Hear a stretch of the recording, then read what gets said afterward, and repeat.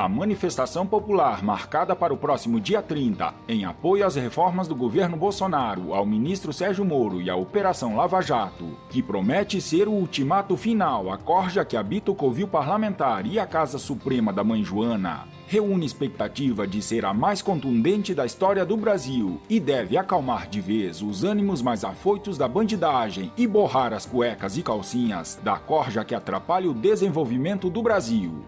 A sociedade de bem já sabe que sair às ruas simplesmente para implorar que os políticos sejam justos, honestos e pensem no Brasil, não em seus bolsos, não funciona. Por isso, se percebe o aumento gigantesco das declarações nas redes sociais, pedindo que o presidente da República do Brasil convoque, caso continue a ser impedido de governar, o apoio das Forças Armadas através do artigo 142 da Constituição Federal ou do artigo 1º. A alegação principal da multidão que vem se manifestando nas redes sociais é de que o parágrafo único do artigo 1º da Constituição está sendo violado.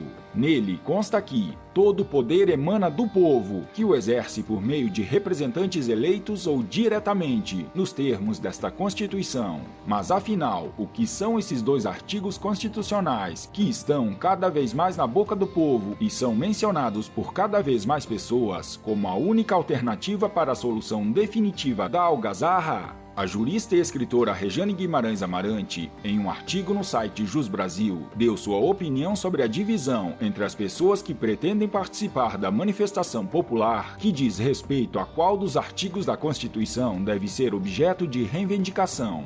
Rejane escreveu: aqueles que pretendem manifestar-se pelo artigo 142 justificam a sua opção pelo fato de que, desse modo, o presidente eleito é quem comandaria os militares para assegurar a lei e a ordem. Ou seja, entendem que convocar as Forças Armadas, Exército, Marinha e Aeronáutica, através da aplicação do artigo 142 pelo presidente da República, seria uma maneira democrática de fechar o Congresso Nacional, entendido como mandatário infiel do povo. Diz no artigo 142 da Constituição Federal: as Forças Armadas, constituídas pela Marinha, pelo Exército e pela Aeronáutica, são instituições nacionais permanentes e regulares, organizadas com base na hierarquia e na disciplina, sob a autoridade suprema do Presidente da República, e destinam-se à defesa da pátria, à garantia dos poderes constitucionais e, por iniciativa de qualquer destes, da lei e da ordem. Crescem os rumores de que o presidente Jair Bolsonaro esteja aguardando o resultado das manifestações do próximo dia 30 e que, se o Congresso Nacional não atender os anseios da sociedade brasileira e continuar sabotando o governo, ele poderá acionar o artigo 142 para garantir o direito de governar. Antes das eleições, Bolsonaro já antecipava o que está acontecendo agora e chegou a afirmar que, para poder governar o Brasil, teria que contar com o apoio das Forças Armadas e com o artigo 142 ao seu lado pela manutenção da lei e da ordem.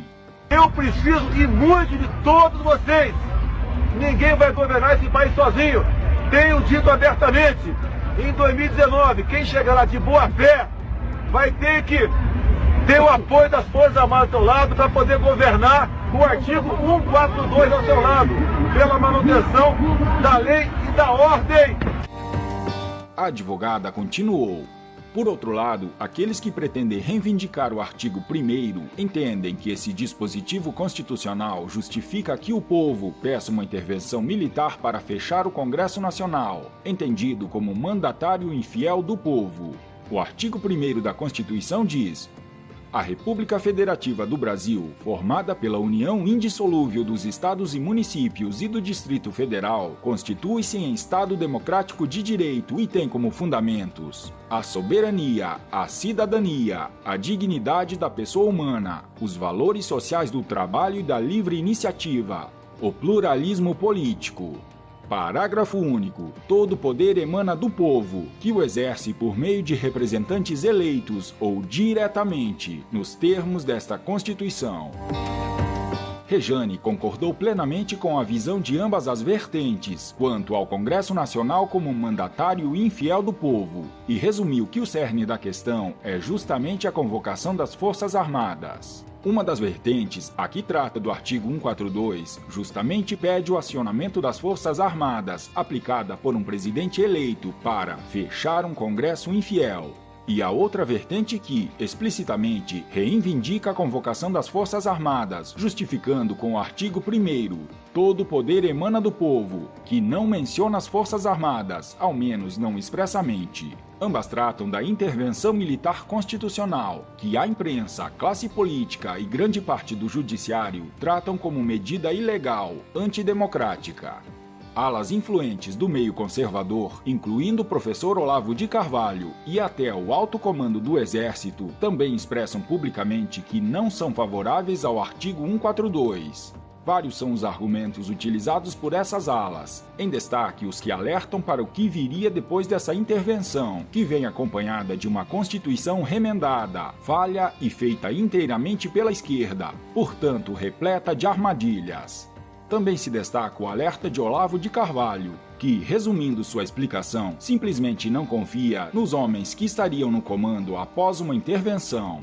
Ontem, Olavo postou nas suas redes sociais o seguinte texto: o artigo 142 pode ser um meio de desarmar os comunolarápios, mas pode também ser o caminho para um governo militar de esquerda. O triunfo definitivo dos comunolarápios. Se não fosse isso, a grande mídia não estaria simpática à ideia. Parte crescente da população vê hoje a intervenção constitucional como a única saída para fazer uma limpa em Brasília. A maior dúvida da população de bem do Brasil hoje é se Bolsonaro terá forças para lutar contra o legislativo e judiciário, que assumidamente tentam a todo custo sabotar o governo. Para responder, precisamos entender o que acontece e, para isso, retornamos ao artigo da doutora Rejane, que explica: estamos nos aproximando do final do primeiro semestre desse conturbado ano de 2019, o 6º ano de grandes tribulações que se iniciaram em 2013. Houve muita expectativa e mesmo esperança em relação às eleições de 2018 como uma solução democrática para os graves problemas que enfrentamos na política. Só que os políticos, mais uma vez, na percepção da maior parte da população, traíram a nação. Desde junho de 2017, o Senado aprovou a emenda constitucional que acaba com o foro privilegiado para milhares de ocupantes de cargos públicos. E esperava-se que o projeto fosse em seguida para a Câmara e que seria votado rapidamente. Até hoje está parado na Câmara. É público e notório que muitos deputados e senadores estão sob investigação por corrupção. É óbvio que não aprovarão essa PEC. Alguém diria, mas o Congresso não foi renovado na última eleição? Sim, o Congresso foi muito renovado na última eleição, mas os partidos são os mesmos. Simples assim. São mais do que uma organização política. São uma empresa, em alguns casos transnacional. As pessoas que não se elegeram e as que estão em primeiro mandato obedecem a uma agenda das próprias empresas. Pois, do contrário, não serão colocadas nas respectivas chapas pelos partidos nas próximas eleições, nem receberão a sua parcela dos recursos do fundo eleitoral, etc, etc, etc. Retornando ao artigo 1º, a República Federativa do Brasil, formada pela união indissolúvel dos estados e municípios e do Distrito Federal, constitui-se em Estado democrático de direito e tem como fundamentos: 1. A soberania. Esses parlamentares que aí estão já mostraram a que vieram e são muito solícitos ao capital estrangeiro. 2. A cidadania. Esses parlamentares que aí estão já mostraram a que vieram e não têm nenhuma prioridade em relação à cidadania, seja no que concerne à segurança pública, seja no que concerne à regulamentação do direito à legítima defesa. 3. A dignidade da pessoa humana. Esses parlamentares que aí estão já mostraram a que vieram e não têm o mínimo de decoro pela dignidade humana. Eles recebem muito bem para sabotar o Brasil. O salário mensal de cada parlamentar, sem os penduricalhos, é equivalente a R$ 33.700 mensais, sendo R$ 1.125 por dia, ou seja, mais do que um salário mínimo por dia. 4. Os valores sociais do trabalho e da livre iniciativa. Esses parlamentares que aí estão já mostraram a que vieram e não vão aprovar leis para melhorar os salários e condições de trabalho dos cidadãos, e a livre iniciativa dos pequenos e médios empresários será obstada em favor das grandes empresas transnacionais. 5. O pluralismo político. Esses parlamentares que aí estão já mostraram a que vieram e são um único bloco obediente à ideologia dos próprios interesses, com pluralismo de legendas. Diante da análise dos dois dispositivos constitucionais, objeto de profunda divergência entre muitos compatriotas, a nosso ver, as manifestações planejadas deveriam ocorrer, nesse momento, de forma maciça e pacífica, no entorno do Congresso Nacional e por várias cidades do Brasil, para o povo, em nome próprio e diretamente, pressionar e exigir que sejam imediatamente postas em votação e aprovadas todas as propostas, projetos, MPs e pautas do governo Jair Bolsonaro, que visam desenvolver essa nação tão castigada pela incompetência, pela ganância e pela corrupção. A população deve deixar claro que não aceita mais sabotagens, conluios e afronta aos anseios da sociedade de bem. O artigo 1, soberano, garante que o povo tem o poder de destituir todos os traidores da pátria. Quem manda é o povo, quem tem o poder é o povo, e só quem pode restaurar o país é o próprio povo. Não há margem para deturpações no artigo 1º, ele é claríssimo e deve ser respeitado por qualquer poder.